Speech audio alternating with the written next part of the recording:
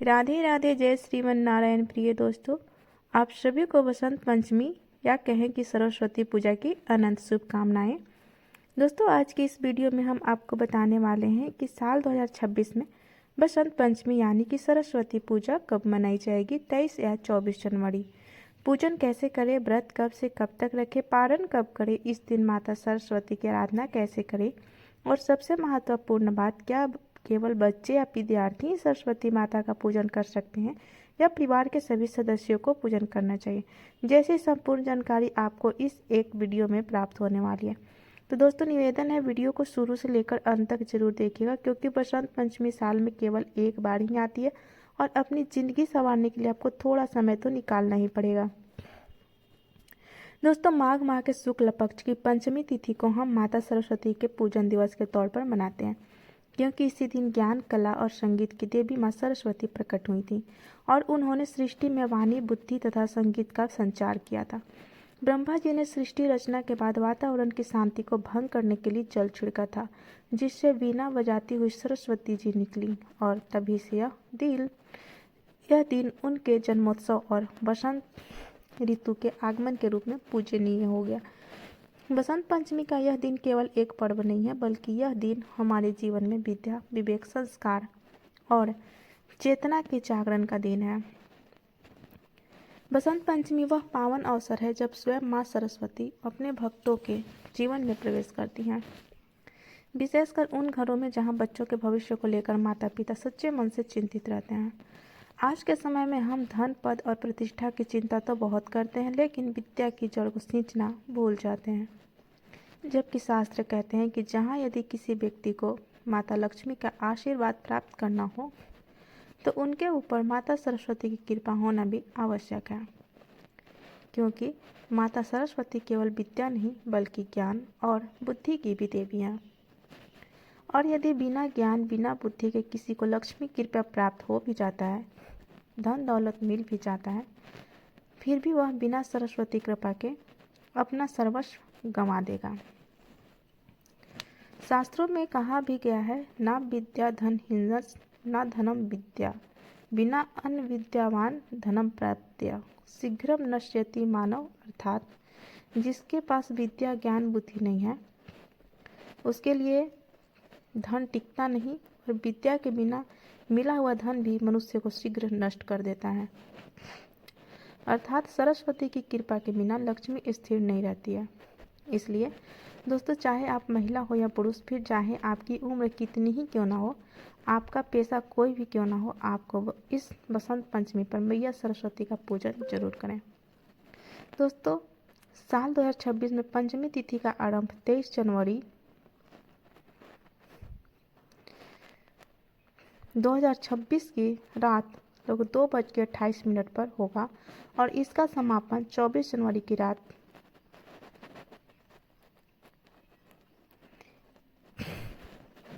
लगभग 1:46 पर होगा। इसीलिए उदया तिथि के अनुसार सरस्वती पूजा का पर्व 23 जनवरी 2026 शुक्रवार को ही मनाई जाएगी। वहीं दोस्तों, सरस्वती पूजा के लिए 23 जनवरी 2026 को प्रातः काल से ही शुभ योग बन रहे हैं। सूर्योदय के बाद का समय विशेष रूप से फलदायी माना गया है और सुबह लगभग 7 बजे के बाद से दोपहर के मध्य तक पूजा, वंदना, अक्षर आरंभ और विद्या आरंभ जैसे कई कार्य किए जा सकते हैं। हालांकि यह दिन अबुझ मुहूर्त कहलाता है, अर्थात इस दिन किसी भी शुभ कार्य के लिए पंचांग देखने की आवश्यकता नहीं होती, क्योंकि स्वयं काल भी इस दिन शुभ हो जाता है।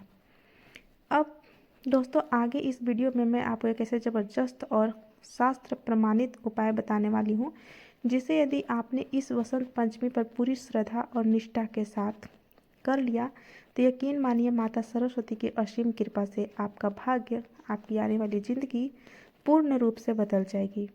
चलिए, इसलिए दोस्तों, वीडियो को अंत तक जरूर देखिएगा। यह समझना आवश्यक है कि बसंत पंचमी केवल बच्चों का ही नहीं बल्कि हर आयु के व्यक्ति का पर्व है, क्योंकि विद्या और बुद्धि की साधना जीवन भर चलती है। इस दिन माता सरस्वती की पूजा बच्चे और बड़े दोनों करें, परंतु बच्चों की भागीदारी को विशेष रूप से महत्व देना चाहिए। अक्सर ऐसा होता है कि बड़े स्वयं पूजा कर लेते हैं और बच्चों को केवल प्रसाद तक सीमित कर देते हैं। जबकि इस दिन बच्चों को पूजा की प्रक्रिया से जोड़ना अत्यंत आवश्यक है। जब बच्चे स्वयं माता की आराधना करते हैं, मंत्र बोलते हैं, पुष्प या पुस्तक अर्पित करते हैं, तब उनका मन स्वाभाविक रूप से शुद्ध होता है, एकाग्रता बढ़ती है और विद्या के प्रति श्रद्धा जागृत होती है। वहीं बड़े बड़े जब श्रद्धा और संयम के साथ पूजा करते हैं तो घर का वातावरण सात्विक बन जाता है और बच्चों पर उसका गहरा प्रभाव पड़ता है। बसंत पंचमी के दिन बच्चों को शांत भाव से वंदना करवाना, उनके हाथों से माता को अर्पण कराना, उनसे अच्छे संकल्प दिलवाना और उन्हें स्नेहपूर्ण वातावरण देना विशेष फलदायी माना जाता है। इस प्रकार जब बड़े अपने आचरण से मार्गदर्शन करें और बच्चे अपनी सरलता भक्ति से पूजा में सहभागी हों, तब बसंत पंचमी का वास्तविक महत्वपूर्ण रूप से प्रकट होता है और माता सरस्वती की कृपा पूरे परिवार पर बनी रहती है। शास्त्रों में कहा गया है कि वर्ष में एक दिन विद्या को विश्राम देना चाहिए। जैसे मनुष्य निरंतर परिश्रम करता है और फिर विश्राम करता है, वैसे ही विद्या की देवी को भी एक दिन विश्राम दिया जाता है। इसी कारण बसंत पंचमी के दिन बच्चों को पढ़ाई के लिए बाध्य नहीं किया जाता।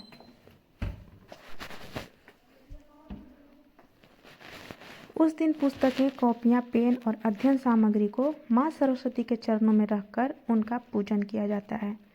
इससे विद्या का अपमान नहीं होता, बल्कि विद्या का सम्मान होता है।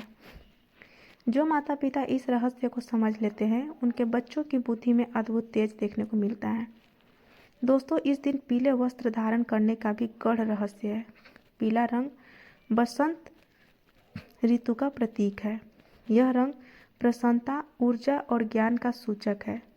जब हम पीले वस्त्र पहनते हैं, तब हमारे भीतर सकारात्मक ऊर्जा का संचार होता है। इसलिए बसंत पंचमी के दिन भूलकर भी काले, नीले या अत्यधिक गहरे रंगों का प्रयोग नहीं करना चाहिए। यदि पीला वस्त्र उपलब्ध ना हो तो हल्का केसरिया या हल्का पीतवर्ण भी स्वीकार्य होता है। इस दिन घर में माँ सरस्वती की बैठी हुई मूर्ति या चित्र का होना अत्यंत शुभ माना गया है। खड़ी मूर्ति घर में स्थापित नहीं की जाती है, क्योंकि देवी का बैठा हुआ स्वरूप अस्थायित्व और शांति का प्रतीक होता है। माँ सरस्वती हंस पर विराजमान होती हैं, जो विवेक का प्रतीक है। इसका अर्थ यह है कि जीवन में हमें सार और असार का भेद समझना चाहिए। यही शिक्षा माँ सरस्वती अपने भक्तों को देती हैं। वहीं भक्तों, बसंत पंचमी को कई स्थानों पर फगुआ के नाम से भी जाना जाता है। इस दिन पुआ, अबीर और धान का विशेष महत्व होता है। यह केवल परंपरा नहीं है, बल्कि इसके पीछे भाव है। पुआ मधुरता का प्रतीक है, अबीर उल्लास का और धान समृद्धि का। जब हम यह सब माँ को अर्पित करते हैं, तब हम उनसे यह प्रार्थना करते हैं कि हमारे जीवन में मधुरता, आनंद और समृद्धि बनी रहे। एक और अत्यंत महत्वपूर्ण बात यह है कि यदि आपके घर में छोटे बच्चे हैं, तो इस दिन उनका अन्नप्राशन, विद्यारंभ या जीभ पर ओम लिखने की परंपरा भी की जा सकती है। यह सब कार्य अबूझ मुहूर्त में आते हैं और इनके लिए किसी विशेष समय की आवश्यकता नहीं होती है। माँ सरस्वती की कृपा से बच्चे का जीवन सही दिशा में अग्रसर होता है। भक्तों, यदि किसी बच्चे की परीक्षा चल रही हो और पढ़ाई आवश्यक हो, तो माँ से क्षमा याचना करके पुस्तक उठाई जा सकती है। लेकिन समान स्थिति में इस दिन पढ़ाई से विराम देना ही श्रेष्ठ माना गया है। यह नियम भय से नहीं, श्रद्धा से निभाया जाता है। जहाँ श्रद्धा होती है, वहाँ फल अवश्य मिलता है। चलिए भक्तों, अब हम जानते हैं बसंत पंचमी के शास्त्र प्रमाणित पूजा विधि। ध्यान रखना भक्तों, पूजा का फल सामग्री से नहीं, भाव से मिलता है। अगर भाव शुद्ध है, मन निर्मल है और श्रद्धा सच्ची है, तो थोड़ी सी सामग्री में भी माँ सरस्वती अत्यंत प्रसन्न हो जाती हैं। बसंत पंचमी के दिन ब्रह्म मुहूर्त में उठकर सबसे पहले स्नान करना चाहिए। यदि संभव हो तो गुनगुने जल में थोड़ा सा गंगा जल मिलाकर स्नान करें। स्नान के बाद स्वच्छ पीले वस्त्र धारण करें। यह आवश्यक नहीं है कि वस्त्र नए हो, लेकिन स्वच्छ और श्रद्धा से पहने हुए। इसके बाद घर के पूजा स्थान को अच्छी तरह साफ करें। जहाँ माँ सरस्वती को विराजमान करना है, वहाँ पीला कपड़ा बिछाएं, क्योंकि पीला रंग स्वयं बसंत और विद्या का प्रतीक है। अब माँ सरस्वती की बैठी हुई मूर्ति या चित्र को श्रद्धा से स्थापित करें। मूर्ति या चित्र के सामने दीपक जलाएं। दीपक अंधकार से प्रकाश की ओर ले जाने का प्रतीक है, ठीक वैसे ही जैसे विद्या अज्ञान से ज्ञान की ओर ले जाती है। दीपक जलाते समय मन में यह भावना रखें कि माँ हमारे जीवन के अज्ञान का अंधकार दूर करे। इसके बाद सबसे पहले श्री गणेश जी का स्मरण करें, क्योंकि बिना गणेश पूजन के कोई भी पूजा पूर्ण नहीं मानी जाती। मन ही मन ओम गण गणपतये नमः का स्मरण करें और प्रार्थना करें कि यह पूजा निर्विघ्न संपन्न हो। फिर माँ सरस्वती का ध्यान करें। आंखें बंद करके कल्पना करें कि श्वेत वस्त्र धारण किए बिना धारण किए हंस पर विराजमान माँ सरस्वती आपके सामने बैठी हैं और करुणा से आपकी ओर देख रही हैं। अब माँ को पीले पुष्प अर्पित करें। इसके बाद चंदन का तिलक लगाएं, अक्षत अर्पित करें और धूप अगरबत्ती दिखाएं। धूप का धुआं वातावरण को शुद्ध करता है और मन को स्थिर करता है। इस समय घर में किसी प्रकार का शोर नहीं होना चाहिए। विशेष रूप से बच्चों को शांत भाव से पूजा में सम्मिलित करें।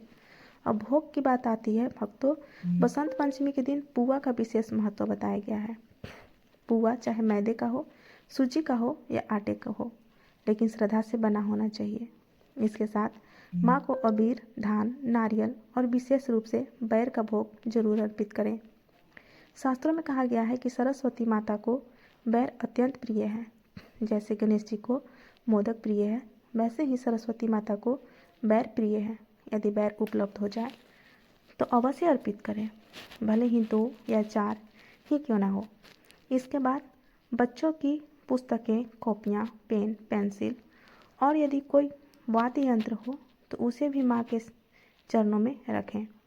यह केवल एक परंपरा नहीं है, बल्कि यह भाव है कि हम अपनी विद्या, अपनी कला और अपनी बुद्धि माँ को समर्पित कर रहे हैं। बच्चों से ही यह सब करवाना श्रेष्ठ माना गया है, क्योंकि यह पर्व उन्हीं का है। अब माँ सरस्वती के मंत्र का जाप करें। ओम ऐं सरस्वती नमः। इस मंत्र का जाप जितना हो सके उतना करें। यह बीज मंत्र है और बुद्धि को जागृत करता है। जाप करते समय आंखें बंद रखें और मन को स्थिर रखें। कोई जल्दीबाजी ना करें। यह समय माँ से संवाद का समय है। इसके बाद सरस्वती वंदना या कोई भी स्तुति श्रद्धा से करें। स्वर मधुर हो या ना हो, इससे फर्क नहीं पड़ता, भाव शुद्ध होना चाहिए।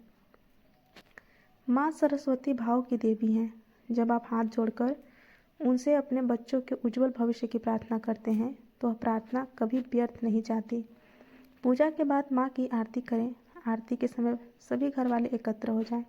बच्चों को आगे रखें। आरती के बाद प्रसाद वितरित करें। ध्यान रखें कि प्रसाद सबसे पहले बच्चों को ही मिले, क्योंकि यही इस पर्व का वास्तविक उद्देश्य है।